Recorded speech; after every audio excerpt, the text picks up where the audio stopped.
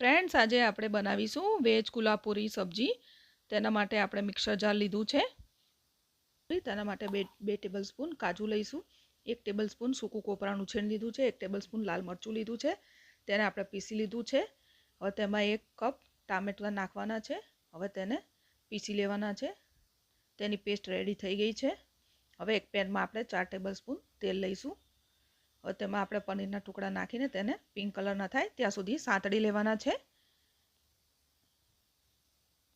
હવે પિંક કલરના થઈ ગયા છે. હવે આપણે એક પ્લેટમાં એને કાઢી લઈશું.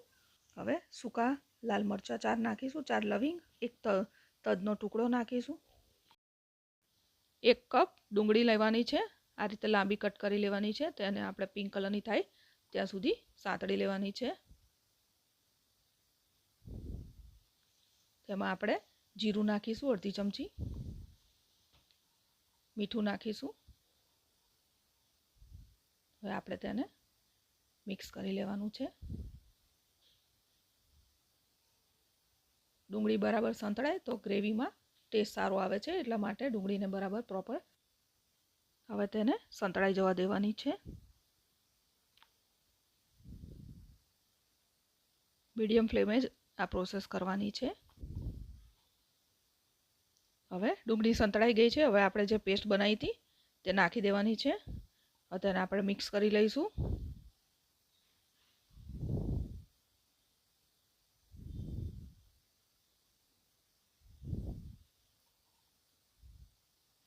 હવે ચપટી હળદર નાખવાની છે, 1 ટીસ્પૂન ધાણા જીરું, 1 ટીસ્પૂન લાલ મરચું,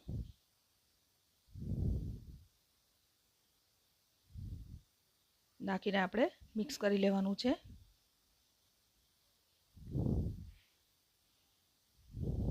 હવે મિક્સ થઈ ગયું છે.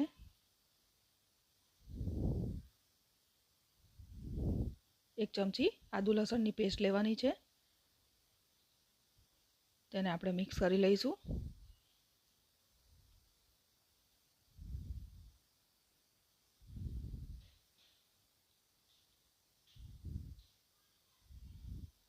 હવે હાફ ટીસ્પૂન ખાંડ નાખી દઈશું.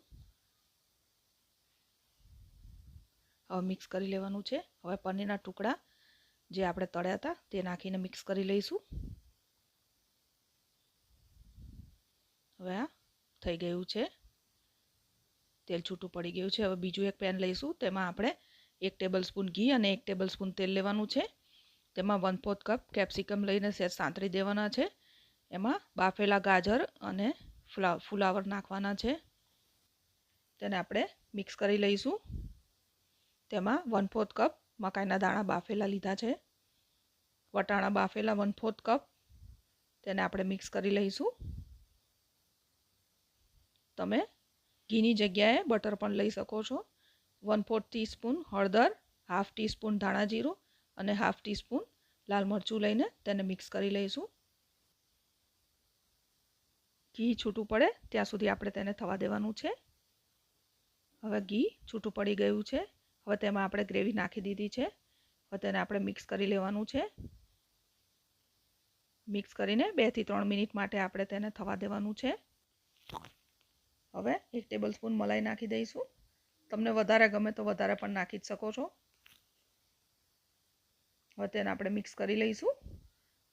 તેલ અને ઘી છૂટું પડી ગયું છે. હવે 2 ટેબલસ્પૂન પાણી નાખીને તો બી 2 થી 3 મિનિટ માટે થવા દેવાનું છે. આપણી સબ્જી તૈયાર થઈ ગઈ છે. તેને હવે આપણે સર્વ કરી દીધી છે. આવી રેસીપી જોવી હોય બીજી તો તેના માટે અમારી ચેનલને સબસ્ક્રાઈબ કરી દેજો.